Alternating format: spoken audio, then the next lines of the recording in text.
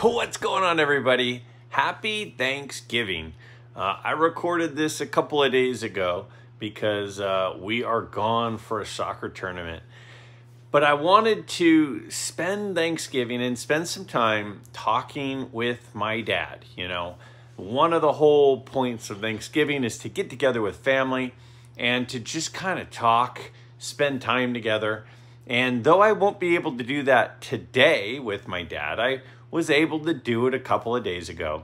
And I wanted to share that conversation with you. I like to have him on every 2 to 3 months, just talk cards.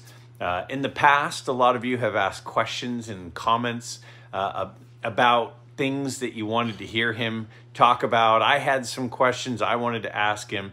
So we spend about 40 minutes or so hanging out, talking cards, talking about some of your questions, talking about some of my questions, talking about some of the recent topics on the channel and in the hobby. I think you'll enjoy it. I certainly had a great time. I think he did too. So check it out. If you've got a question for him for an upcoming episode, type it in the comments below. We'll obviously do this again, and I look forward to sharing with him anything that you want to hear his thoughts on. So with that said, happy Thanksgiving. Here's our conversation. All right, back by popular demand. Dad, how's it going? Good. How's it going with you? It's going good. I'm on a week off from school, so it's going a lot better than it was last week at this time. All right. Yeah. So last time we talked, it was, I don't know, a couple months ago maybe. There have been some questions that have flooded in that people want me to ask you. But before we get too far into that, I have a question. I have a follow-up question for you too. So I'm going to share some of these on the screen, and I'm going to toggle back and forth between showing them and not. So there's us, and we're going to go ahead and take a look at my first question. So you, earlier this week, I did a video about if the hobby was dying or what's happening with the hobby, and you said the hobby is changing. Right. So my question to you is, how is it changing? Why is it changing? What I've noticed more than anything else is that there's collectors anymore. There's not what? Set collectors. Okay. And because I have collected a fair amount of those with the idea that maybe somebody might be interested in buying them. And when I go to shows, I don't find out there's some buying, but there's not as many people that are interested in commons for set building. And even to an extent, some of the people that we have kind of revered that were stars or minor stars, there's less interest in those as well. And there's continued to be real interest in the key people, you know, the Manels and the Clementes, although Clementes dropped a little. Mays, as you pointed out in some of your videos, has gone down a little.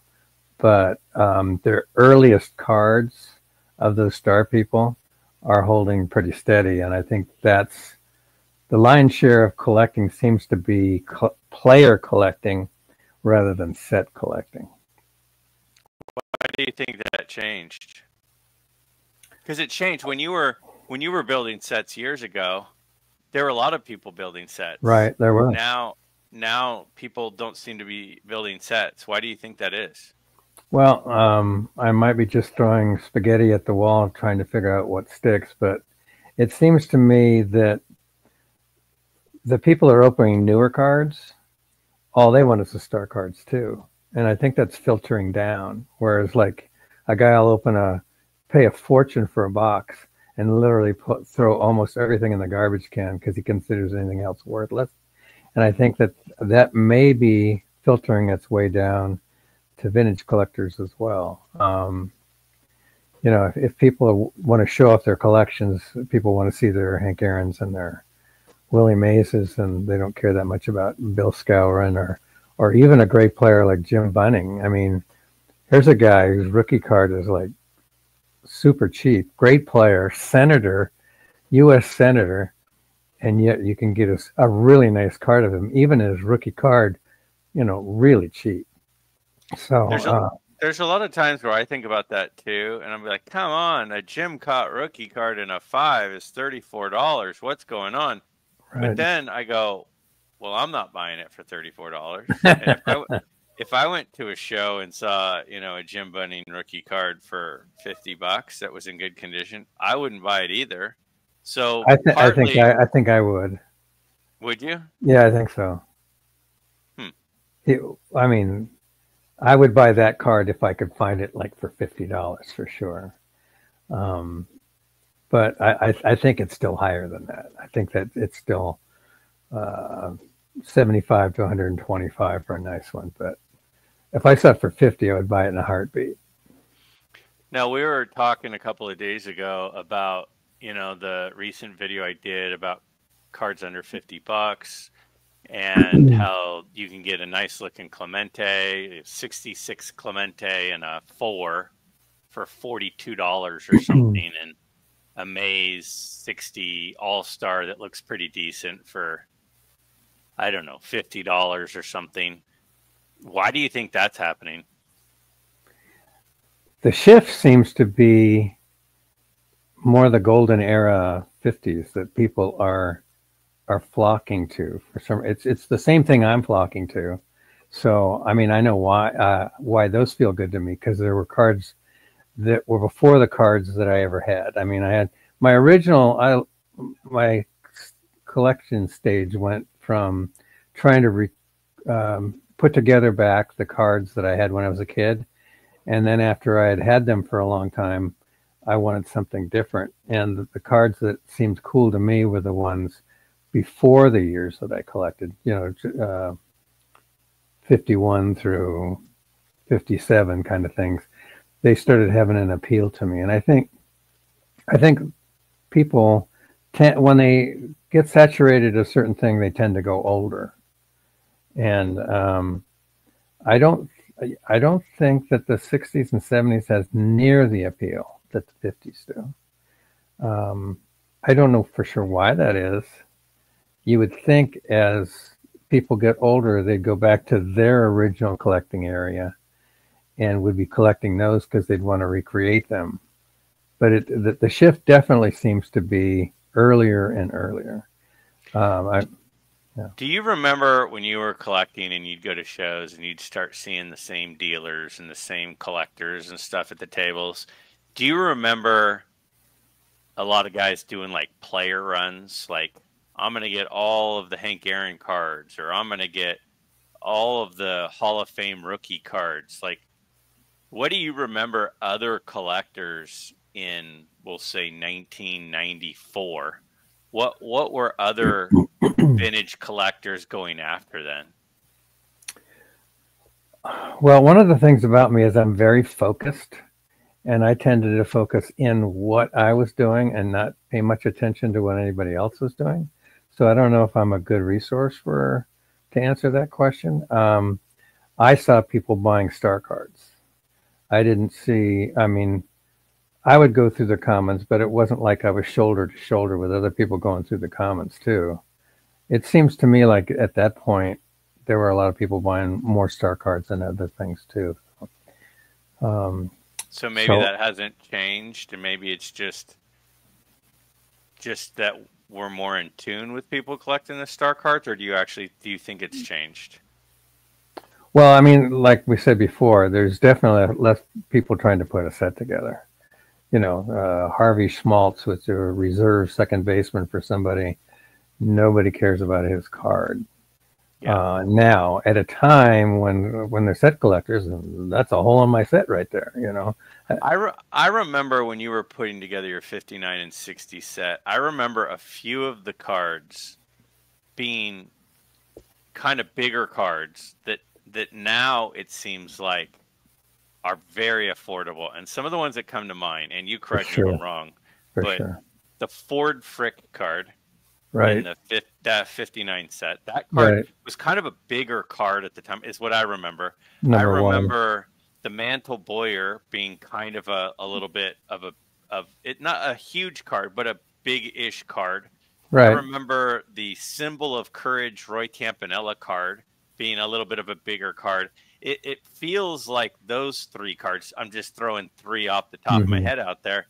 It feels like those cards were more expensive in 1995 than they are right now. There is no doubt. There is no doubt about that. The Symbol of Courage card was an expensive card. First of all, it was a high number. It's in the high number series. I saw one the other day I almost bought, even though that's not the direction I'm going. I saw it was so inexpensive, it almost startled me to the point where I bought it, even though it's not in the focus that I'm doing right now at all. Yeah, the other ones you mentioned remind me, because Ford Frick.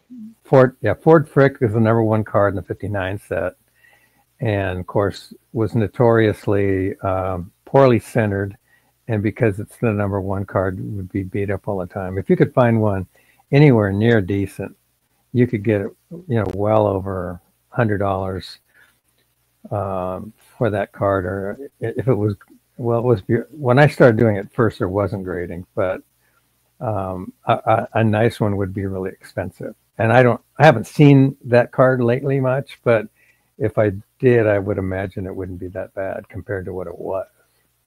Well, when I'm digging and looking on my under $50 pickup thing, I see Ford Fricks all the time. Oh, you do? Yeah. I haven't looked that card up in years, so I didn't know. Yeah. It's actually kind of a cool card. He was like the commissioner or something. Right. Yeah. Now, so that's kind of where I'm at. One of the things I think is interesting is you and my buddy Don, who I met at Strongsville and then got to hang out with a little bit at the National as well. I don't know if you met Don. I can't remember, but I met so many people. It doesn't come quickly to mind. So you guys have both been collecting a really, really long time, and you both said virtually the same thing, which was that the hobby has changed so much. And I'm trying to figure out why all that happened. And the only thing that I can think is that the PSA set registry started doing player runs later, and they started doing Hall of Fame runs, Hall of Famers from the 60s, Hall of Famers from the 50s, right. Hall of Famers from the 54 top set. They started doing those things, so it kind of created sets out of thin air. Right. And maybe that's part of why some of that happened. There's no doubt that the registry has had a big effect on the hobby. Huge. Now you were big in the registry for a while. Yeah. But now you could care less about the registry. Right. Well, what happened? Well, the registry was perfect for what I was doing. I was putting sets together, and I'm in the registry for the 60 set retired, the Yankee team set of the 60 retired, a couple others. I can't remember what they are, but I did do it because it was something that I got kind of a kick out of. When you're the #2 set in the 1960 set, you felt kind of good about that. And the guy that was ahead of me is a real good guy, and actually had some dealings with him back and forth. Who's a good guy. So he was 1 and I was 2, and that was pretty cool. And then I just got to the point where I was down to 8 cards that I didn't have an 8 or better in. And the price of them was so, because of the fact that other people had started doing the set collecting too, the price of them became so high that it just wasn't worth it for me to compete with them to try to get the last 7 or 8 cards I didn't have. And so I'm saying I shouldn't be trying to compete with these guys. I should be selling to these guys, because it was so lucrative for me to sell my low pop cards from all those sets that I just said, well, I can get. First of all, I sold all the commons out of it, and I kept all the star cards. So I had all the star cards. Before I had all the star cards in 8 or better. It was just some of the commons that I didn't have. So I said, I'll just do that. So I retired my set, And then I got down to just having the star cards. I need more. And then I got to the point where other things came along that I decided that I wanted to spend the money on something else. So then I bought really nice examples of those same cards in lower grade. And now I've gone to selling those for, so I can buy cards that were cards I never had before. So Right. that was how that's how I've gotten to where I am now. Right. There are a few other questions that some people have asked, and so I'm going to go ahead and pull these back up on the screen here for a second. So this one's from your buddy Theo. There's a picture of you and Theo on the screen Oh yeah. at the National. Mm-hmm. So I'm wearing my midlife shirt. Yeah, you are. Theo says, my question for next time, Mr. Miller, I love that you have limited yourself to about 80 cards. If there were a collector out there that feels that they have too many cards and they're overwhelmed, and they have stacks of sets and common cards, but don't know how to pare down their collection, what advice would you give them? So somebody who has a big set collection and they want to pare it down, what would you say? Well, it's interesting because it's just what I'm trying to do right now. And the hard part is finding the buyers for them. Because I've got maybe 100 really nice 1960 commons, about half as many 61 commons that are in really nice shape. But finding buyers for them is not easy. And so I'm just doing it very slowly. I've been doing every show that somebody buys a few out of each of those. But it is really hard to liquidate them to the point where they're worth money if you can find the person that they're worth money to. And that is the hard part. And I've had a few people that have that I would talk to about cards and stuff, and they'd say, "Oh, let me send my numbers to you," and I would send them they'd send me what their need list, and I would tell them whether they had any, and then I'd take pictures of them and show them so they could see what the cards looked like before I sent them back to them, because they're nice cards.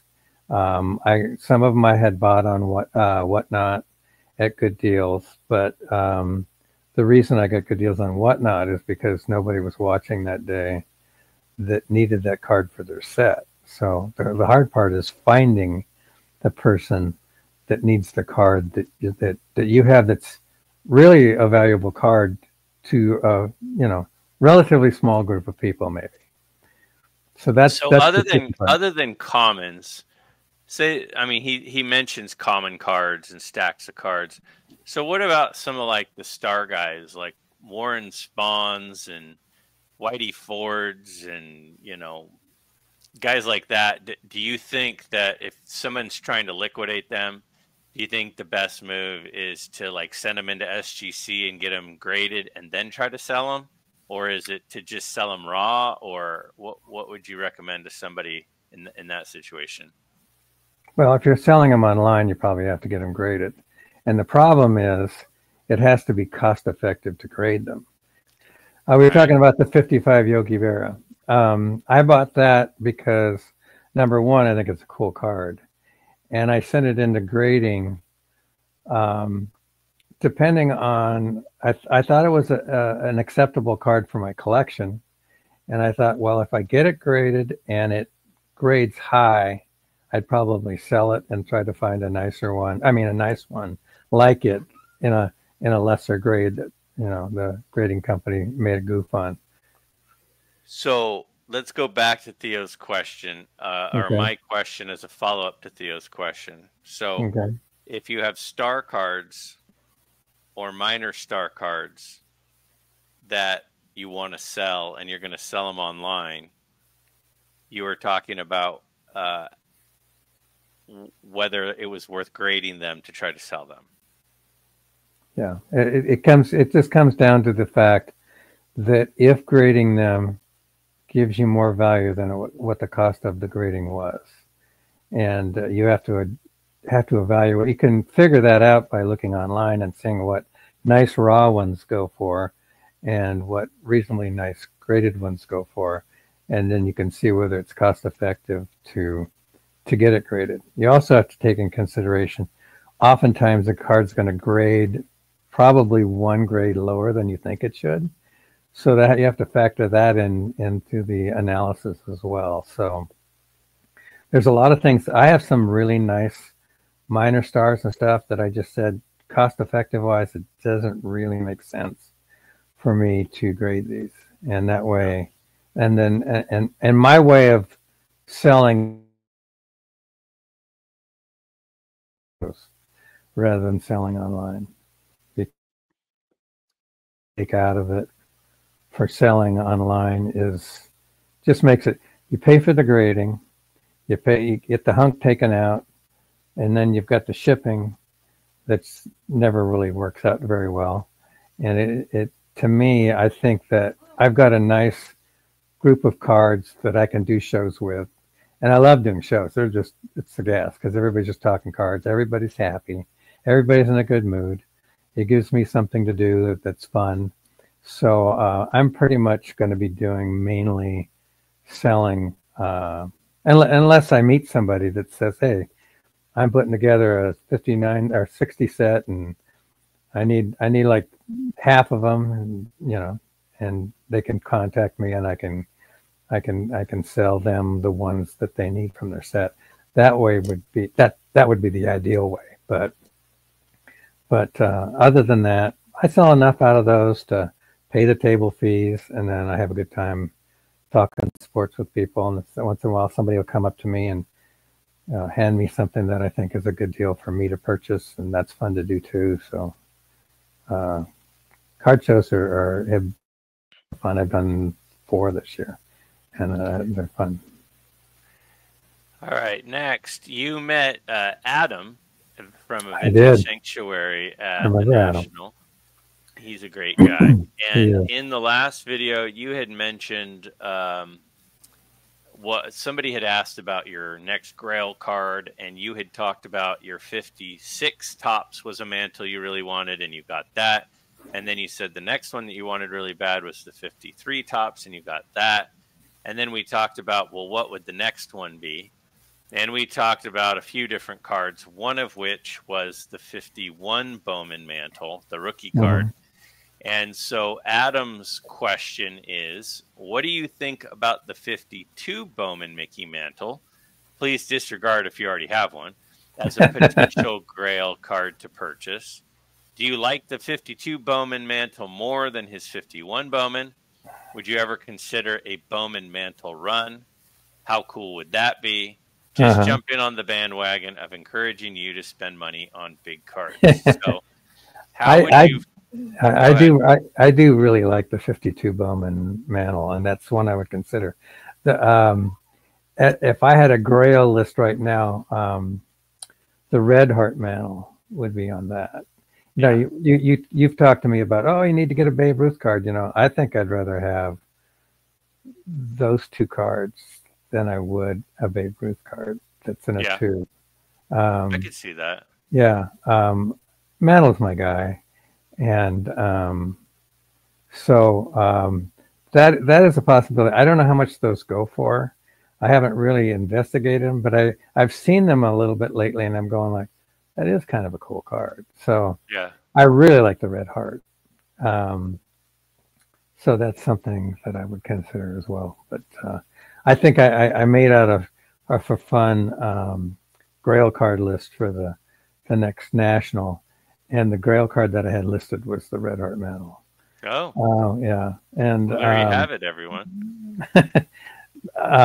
You have to find one too, though. You know, you have to find one. You can find those. Those pop up, and they're, for what that card is, it seems pretty affordable to me. Yeah. It's a cool card. Yeah. If I could get one with good eye appeal at a price that, you know, didn't kill me, I would consider that. Okay. All right. Next question I've got for you is from my buddy Tony, Tennessee Tony, Southern Collector 14. Oh yeah. And he asks a series of questions, and he says, my question is much like the steroid era. You were an adult collector during the junk wax era. Did you have any idea at the time how overproduced the cards were? Or did you think, like I did, that you would be able to save your Greg Jeffries on the hobby and retire one day?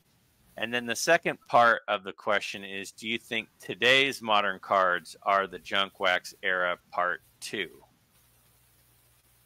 To the answer to the second part, I would say yes. I do think it's that. When the kids were collecting cards, and they, the big thing was Greg Jeffries and I forget the name of the pitcher. Kevin Moss and the pitcher from the A's, Popple. Van Poppel. Yeah, those kind of things. I was never really into those. If I was, because we did some shows back in those days too. I would, those were like flipper cards. I never thought they would have any value. And I think you even expressed that in one of your recent videos, how I was saying that, you should be buying these instead. That's pretty accurate. So I never got into that at all, other than as a person who was buying and selling, not a person who would collect it. And I would buy and sell those kinds of things so that I could buy the cards that at that point I was doing my 59s and 60s part 2. And so that I would use the money to buy those cards that I made in those kind of transactions. So, yeah, you set up as a dealer a handful of times as a kid. Right. And you would, when I was a kid, and I remember you did really well. You bought a half a case of 87 Donruss, and you sold that off and did really well on that. And there were some Leaf cards you had bought. I think the second year of Leaf, the 91 Leaf, you had bought like a case of that, or the one that had the Frank Thomas rookie in it, whichever one that was. Oh, was that one you had? Yeah. Okay, so that's the 90 Leaf. You did pretty well on that. And so, yeah, I remember you just saying like, oh yeah, all this stuff is kind of junk. But you also, at the same time, you helped me in an affordable way to buy some of the ones that I wanted and some of the cards that I wanted so I could participate in it. Right. But you were just like, no, this stuff. Well, yeah, there's nothing wrong with collecting them, but it's not any type of investment. Right. Yeah. And you think, what do you think? Now, I know on the last time we did this, you talked about manufactured scarcity. Do you think, what about like the Shohei Ohtani rookie cards that are numbered, or the Mike Trout rookie cards, or some of the generational talents, the Aaron Judge, numbered rookie cards and stuff? Do you think some of those have lasting value, or do you think all of that is just going to go way down? I think it's going to go way down, and the reason I say that is Shohei has so many rookie cards because he's got something that, I don't even know the names of the different things, parallels and all these different kinds of things that there are, so somebody needs to decide which one's the rarest and which one is going to be the most valuable. When you look right at it, there's going to be so many rookie cards that they water down the value as if there were just a few. So I think the multiple rookie cards of the same guy waters it down. So having 75 different rookie cards for Wemby is the same, and for each of the 75, there are a lot of them. It's the same as having 2 rookie cards and a lot of that, because it's just like it's still just a ton of the same guy. Right. That's the way I look at it. I don't know, but that's the way I look at it. All right, next one up, I've got here. This one says, you have mentioned a future goal of downsizing your collection to about 100 cards. Just curious where you are in attaining this goal. Have you started the process, or maybe given thought about steps needed to achieve this? At what age would you start the process? And kind of where are you at in that process of kind of paring down the size of your collection? Well, I'm going full bore at that prospect, but I'm still a long ways away because I probably have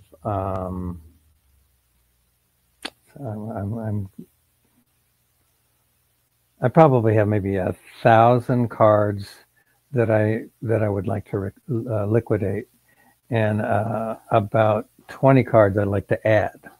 So, in that process that you were just mentioning, so I'm going full bore at it.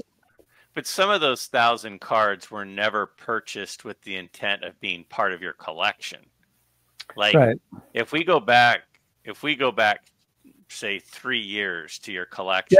Yeah. I've got a box of cards that are not a part of my collection. The cards that are in the collection are for sale. So the cards that are in, I probably have about 75 or 80 of the cards that are going to go in the eventual collection. And I mean, once I got to the point where I had 100, I don't know if I'd sell one so I could add something else. I don't know about that part. But I mean, we're only talking roughly numbers anyway. Yeah. But I have a big box of cards that I'm going to sell. And I have 2 smaller boxes of cards that are going to go in the eventual collection.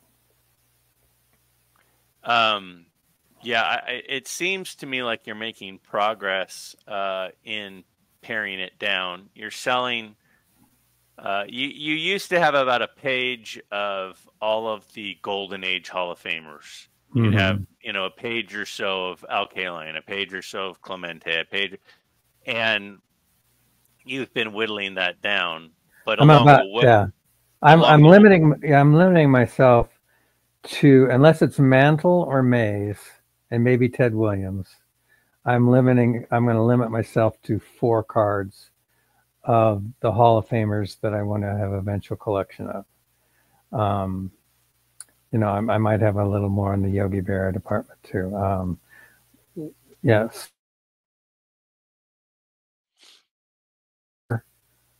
Little stream. You cut out there. Can you say that again? So when I finish, I'm going to get like a stream of about 4 as old cards as I can afford of the players that are meaningful to me, and I'm trying not to go over 4 of any of them. Some of them might have a little less. If anyone that's a key player that's after 1958, I'm not going to have 4 cards of them, because I'm weeding myself out of the 59 up for the most. There'll be a few examples. I'm going to have a McCovey rookie. That's a 60. I'm going to have a couple other people like that. But for the most part, it's going to be 58 and earlier of the key cards. All right. Next question. What percentage of your collection is pre-war versus vintage?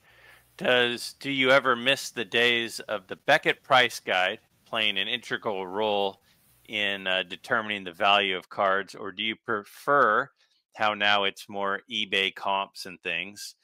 And then your thoughts of having doubles of a card, and finally, what do you think that they should be doing to try to grow the hobby? So let's start with the first one.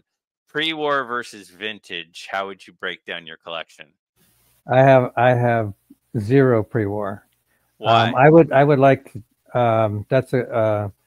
When I get to the point where I have the things that I want, then I'll change my focus and maybe buy some like from the Gaudi collection. I like a lot of those. It was fun to get the Beckett, but Beckett was always talking about raw cards, and the raw card market is sort of is disappearing in terms of what people consider valuable cards to be. So it was fun though. It was fun getting the Beckett, and particularly when you were buying cards that were new. and they were telling you saw how much something was going up, and that was always kind of fun. Those were definitely fun times. I don't see it coming back, but it was fun at the time. What about growing the hobby? If you were Fanatics or Panini or some of these companies, what do you think they could do to help the hobby grow? I'm pretty sure that this is like above my pay grade in terms of knowing the business models and stuff necessary for those guys to benefit the hobby. I think what they're doing, they're doing, I think they're doing too much watering down, and I don't, like we were talking about before, I don't think there should be, 75 Ohtani rookie cards. I think there should be fewer products. I think there's so many products that it makes it so that none of the products are very special. I don't know how you do that. I wouldn't begin to know how to tell them to do how they could do that, but it just seems that's what the bad result is that there's just too many things. And do I have a purple one or a silver one or it's like, it's just so foreign to me in terms of my thought process on collecting that it's hard for me to even relate to. All right, so this is the last question that was submitted, and I'll always say, if because I'm sure we'll do this again, if you have questions that you'd like me to ask someone who's been in the hobby for a long time and seen rises and falls in the hobby and the market and everything, submit them in the comments below. What I always do is I go back to the last video that we did to talk about, to look at the questions that everybody submitted. So I don't forget about them. I will come back to them. So feel free to do that. So this question says, please can I interrupt for just a second? Sure. There's something that took place at the last card show. One of your loyal listeners, Midlife Nation members, yes, was talking to me about, he was trying to figure out how it could be cost effective to go to the National, because he says, well, if I spend all this money, then I won't have the money to buy the cards. And I was thinking that that's not why you go to the National. I mean, you go to buy cards, of course, but it's like going to the Louvre in Paris. People go to the Paris to see the Louvre. Okay. I went to Cleveland to see the National, and the fact that I could buy more cards is the idea of making that trip somehow cost effective, like you're going to get good deals at the National. You're not going to get, you don't have to pay tax, you don't have to pay shipping, but at the same time, these people are paying for their tables. You're not going to get super deals by going to the National. You're going because you can see just about anything you would want to ever see, you can see. And that's the advantage of going to the National. I think that's a big part of it. And then I also think it's like people fly across the country to go to their high school reunion, right, and to see their old friends that they don't get to see very often, right. And so if you've got friends in the hobby that are spread out, this is a way to go hang out with them, right. And it's like going to the Louvre of baseball cards, right, and it's an opportunity to possibly buy cards. I think you have to kind of compartmentalize it. It's like part vacation, part card show. It's not 100% card show. Yeah, that's what I was kind of telling him. And it's like, there were some times in the old days where I actually did make it so that I could make enough money to pay for my trip, but then the trips weren't as expensive as they were now. And I had a little niche, or niche, as some people say, that I could actually make money, but there aren't so many of those anymore that are available to people. So it's harder to do that. All right, so here's the last question. Please ask your dad to reminisce with me, since we're about the same age, to share what were you up to in 1960 and 1961. He says he was running a paper route, playing Little League Baseball, and buying Topps wax packs. He'd love to hear your response. Well, I didn't have the paper route, but I did play Little League baseball, and I was a fairly accomplished tennis player at that age, and I would play tennis tournaments and that kind of thing. So, during the summertime, I was playing tennis almost every day, and it was something that I got pretty good at, and I continued to play through high school and college on college teams and stuff. And so that was probably the biggest outlet other than baseball cards that I did during those years. Did you buy all of your packs at the same one location, or were there multiple places you went to buy cards? There was one main location, but there were a couple other people that places in town that had them. So, when my mother was driving through town, I'd say, "Let me go check and see if any baseball cards." And she'd stop the car, and I'd run in and see. So there were a couple other places that would have them, but there was one that was called Callahan's, which was the main, like, 5 and dime at the time. And I bought almost all my packs from there. Almost, not quite. Were those trips into town with your mom, or were those you'd ride your bike in? I'd ride my bike. It's like a mile almost straight up, but at least it was downhill on the way home. But I would ride my bike up to buy cards, about a mile away. And what it was, I know you had mentioned before that Uncle Mark had some football cards, but you only bought baseball cards? I only bought baseball cards. I really don't remember even seeing many football cards. I got, like I said, the football cards, the 57 football, which is just a great set. They really caught my eye. I really wanted to be able to collect those. But by the time I saw his cards, I didn't even know he had them. I got to the point where the season was over, and then baseball was coming up pretty soon after that.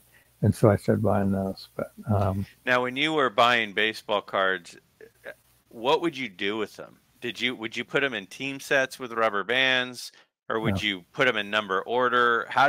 You get them home, and then what's that look like? Yeah, I never put them in number order. Such always kind of cracks me up when they talk about the number 1 card and the last card. I never organized. I did it by teams, but unfortunately, I did put rubber bands around them. I put them in their teams, and and then, like I said, I had like rubber bands around each one, and for each of those years that I collected heavily in 58, 59, 60, and 61. 61 was the last year I collected. Yeah. All right. Well, I'm trying to think if there's anything to wrap up here. We've been going for 45 minutes. And I think it's always fun to pick your brain. I guess what I would ask is the last thing. Right now, you mentioned me the other day that you're kind of saving up a little bit already for the National. And you just mentioned 2 cards, especially the Red Heart one as a card that you're interested in.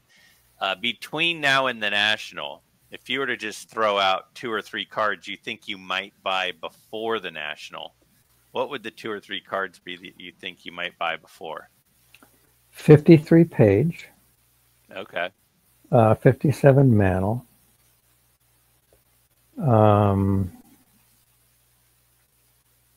Those come quickly to mind. So those would be like saved search cards that you've got? I'm not as adept with the computer as you are, so I don't have any saved things like that. But I do look at them periodically. Gotcha. The only thing about it is if I buy that at the National, I don't have to pay tax.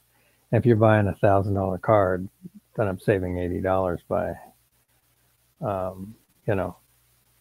with California taxes such that they are. Yeah, they're a little high for a lot of different types of taxes. Okay, and then just let me throw this out there too. You mentioned the 54 Red Heart Mantle, and then you said you were put together for fun Grail collection list for the National. Can you pull back the curtain on a couple more cards that would be on that? Yeah, a couple cards that I wouldn't probably buy because they're too expensive. You mean that kind of card That kind Sure. of Grail card. Yeah, I Sure. would love to have a rookie Wilt Chamberlain. I'd love to have that card. To me, that would be the #1 basketball card that I could get. I have the Kareem rookie because I have the whole '69 set. But the Chamberlain rookie for sure. You know, you've mentioned some today that Adam mentioned the 53 mantle. No, the 52 52 Bowman mantle. That's sort of wearing on me a little bit to the point where that's a possibility of a Grail card that I may or may not ever own. Yeah. All right. Well, there you have it. Well, again, if you guys have questions for the next one of these, I thought it'd be fun to do this around Thanksgiving. You know, a lot of us get together with family members. I don't. I fly down to San Diego and spend lots of money staying at expensive hotels for soccer tournaments. But a lot of us tend to congregate around each other and talk to, you know, different family members. I thought this would be a fun thing to do. So I hope that everybody enjoyed it. I certainly did. Every time we talk about stuff like this, I learn a couple of new things about how you think about stuff. But it's always fun for me to hear those little tidbits that I didn't previously know. Right. So, anything you want to say to all your fans out there, Dad? My fans have a very limited fan club, but I just think it's really fun that you think enough that people might think that I have something to say worth listening to, and I've met an awful lot of your friends in the hobby, and they're all just amazing people, and it's fun to be able to share things with them. Yeah, they're definitely a great group of guys, and it's really interesting that you don't run across more scoundrels. You know, it For really sure. feels like almost everyone you meet is a pretty Yeah, darn good person. they're happy And people. the odds of that are just Yeah, so weird that it yeah, would, but it really feels like it's a welcoming group. It's a kind group. It's a thoughtful group. It's a for sure. like-minded group. It's kind of weird how that happens, but it is very cool to be a part of the community, and putting myself out there on this channel, allowing me to meet more of those people has been a really good decision that I Oh decided to yeah, do. So I can yeah, tell that it's brought a lot of happiness in your life. for sure. All Right. right, guys. Well, we will. If you have questions, ask them below, and I look Okay. forward to sharing these with my dad in the near future. Thanks, everybody.